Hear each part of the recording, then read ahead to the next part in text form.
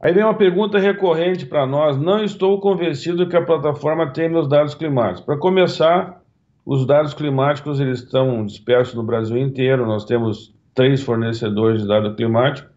Agora, nós temos que entender bem assim a relevância desse dado climático. Aqui eu mostrei essa foto em que tem a efeito chuva, temperatura, molhamento foliar, nas diversas etapas de desenvolvimento da doença. Se a gente for para o próximo slide, nós vamos ver o seguinte.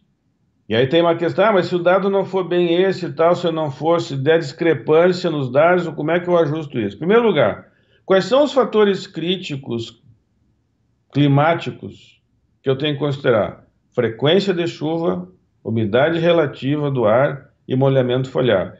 E frequência de chuva, normalmente, frequência alta, quantidade mediana ou baixa, umidade relativa, normalmente noturna, e molhamento foliar, normalmente noturno.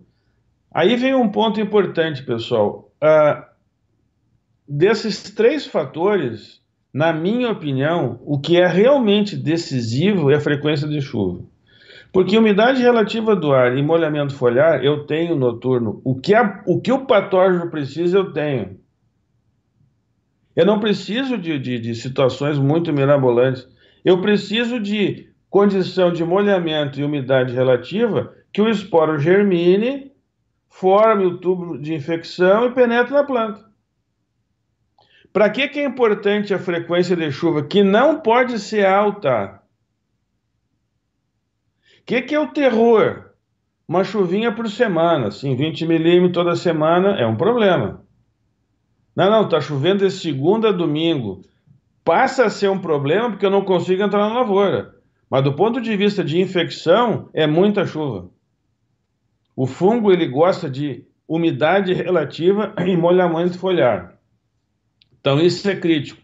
Se eu tiver alternância dos fatores climáticos, tem 2 possibilidades. Pode afetar no intervalo entre aplicações, mas esse a gente mantiver o recomendado pela DigiFarm, não vai afetar resultado final, mas a alternância, a questão de chuva pode impactar no intervalo da aplicação, pode impactar. Então é um fator. Então se eu começar a ter um dado que aponta pouca chuva e eu começo a ter muita chuva, bom, eu tenho que entender que aquela muita chuva, o que é muita chuva?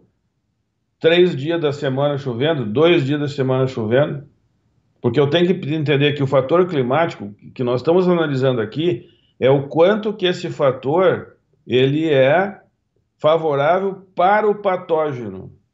Eu estou pensando no patógeno, não estou pensando na planta. Para a planta eu preciso ter uma frequência de chuva, desenvolvimento radicular, capacidade de buscar nutrição. Isso é uma coisa. Para o patógeno eu preciso apenas o suficiente para ter molhamento foliar e umidade relativa a manter esse molhamento foliar por pelo menos umas 8 horas por noite. Aí eu tenho infecção. Aí a chuva, quando é pouca chuva, deposita inóculo. E aí eu tenho uma intensidade de doença alta. A falta da chuva pode diminuir o quê? A velocidade, né, de evolução da epidemia. Mas, de novo, se eu estou seguindo uma ferramenta que me diz para fazer aplicações a intervalos regulares, pode variar de 15 a 18, 19 dias, dependendo da situação, a princípio, se eu tiver essa alternância. Então, essa alternância, pessoal, ela tem que ser bem pensada. E outra coisa importante é o seguinte, isso é comum, né, nas nossas condições. Às vezes, de um lado da estrada choveu, do outro não. Às vezes, de um lado dá 70 milímetros, dali uns 10 quilômetros adiante dá 3 milímetros. Então, isso é comum, tá? Então, essa questão de dado climático, nós temos que entender que ela é uma condição que ela impacta num determinado nível, mas não é algo num grau de restrição importante. Agora, é importante considerar o clima? Claro que é, porque ele que determina a questão da doença.